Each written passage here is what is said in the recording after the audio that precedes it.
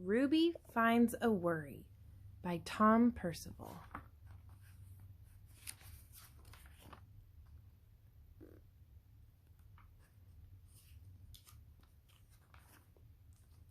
Ruby loved being Ruby. She loved to swing up high.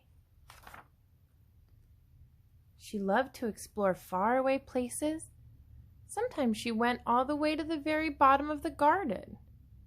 Ruby was perfectly happy until one day she discovered a worry. It wasn't a very big worry. In fact, it was so small that at first Ruby hardly noticed it. But then the worry started to grow.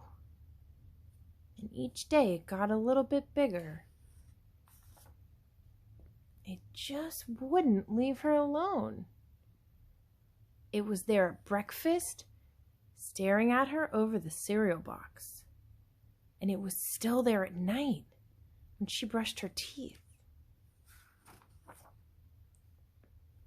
The funny thing was that no one else could see Ruby's worry, not even her teacher. You can look at all the faces of her classmates. See if they match Ruby's. So Ruby pretended that she couldn't see it either. It's hard to pretend. She tried to carry on as if everything was normal, but it just wasn't. The worry was always there, stopping her from doing the things she loved. Ruby wondered if the worry would ever go away. What if it didn't? What if it stayed with her forever? Ruby didn't realize it, but she was doing the worst thing you can ever do with a worry. She was worrying about it.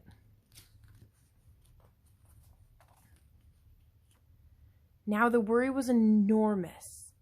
It could barely fit in the kitchen at dinner time. It filled up half the school bus. And it took up a whole row at the movie theater. The worry became the only thing that Ruby could think about, and it seemed like she would never feel happy again. Then, one day, something unexpected happened. Ruby noticed a boy sitting alone at the park. He looked just how she felt. Sad. And then she noticed something else. Something hovering next to him. Could it be? What is it? A worry. It was. Ruby realized that she wasn't the only person with a worry after all. Other people had them too. She asked the boy what was on his mind, and as he told her, the strangest thing happened. His worry, it began to shrink. Then Ruby did the best thing you can ever do if you have a worry. She talked about it.